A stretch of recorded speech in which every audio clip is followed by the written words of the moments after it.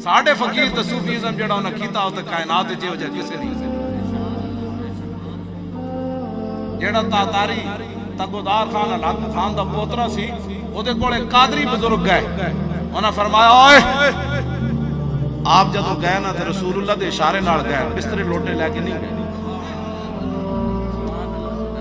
हाँ कादरी बुजुर्ग गए हुजूर ने फरमाया जाके हलाकू खान दे पोते नु कलमा पढ़ाओ।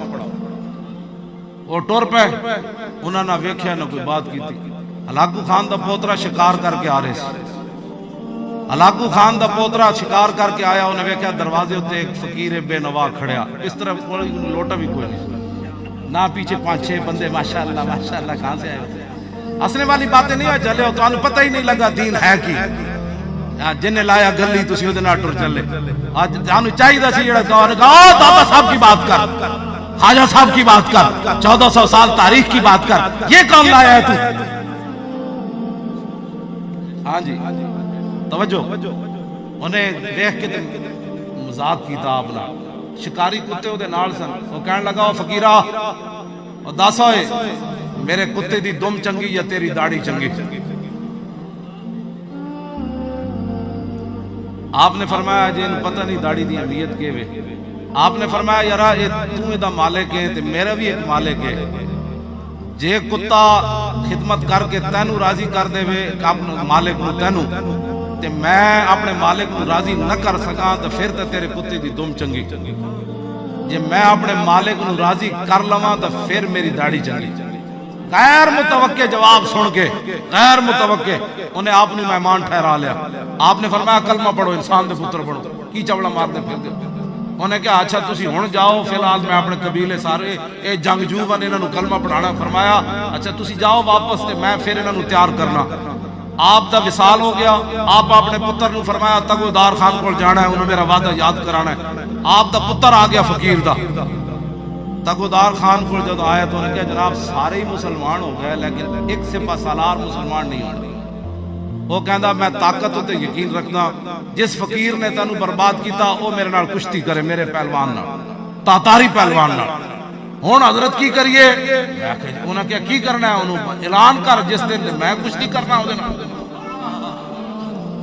ये फकीर है उन्हें क्या हुजूर है तो खुदकुशी। फरमाया छड़ तेनू पता ही नहीं गल विच हो रहे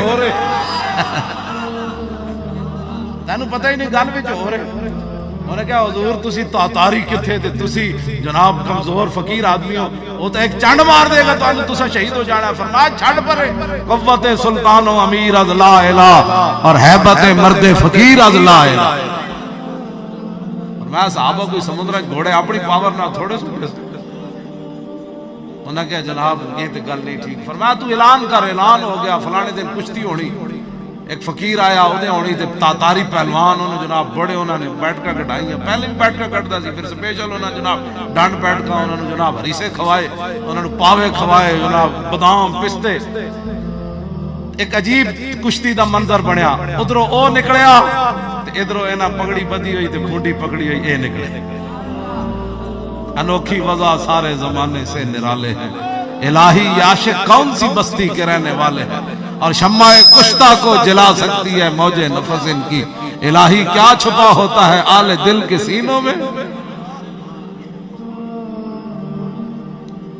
वो जो करीब आए तो इंजन कर दावे पहलवान तो पता इंजन चल आप सर झुकाए हुए खूंडी आते जो करीब आया तो आपने एक चंड मारी उन्होंने वो पहलवान इंजन खादे उत्थे जा गिरा सिर फट गया।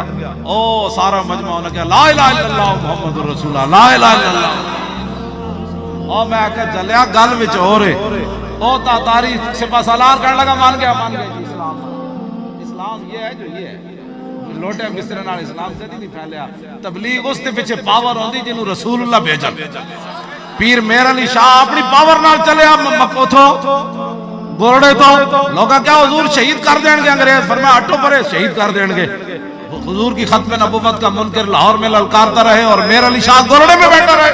लाहौर आ गया फरमाया कानिया और तू कहना मैं नबी वा मैं सदियां बाद गुलाम आ इधर कलम दबात रख। वो ते कोई ना आया ते बाद लोग पीर मेहर अली शाह साहब ने चुंडी पाई। उन्हें क्या हुजूर कलम ना चलता तो फिर आपने गल की थी। फरमाया असि लोटे बिस्तरे थोड़ा चलिया सानू मालका का हुक्म सी असी ऐलान कर देता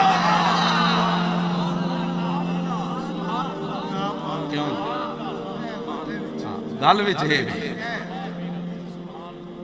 आपने फरमाया जो आज काना कह देना ना काना कि अगर हुजूर आखिरी नबी बन तो मेरे लिए शाह मुर्दा भी जिंदा करे, तो फरमाया आज मालका दा फरमा आर्डर सी जो कवेगा तो असी करके विखा देंगे।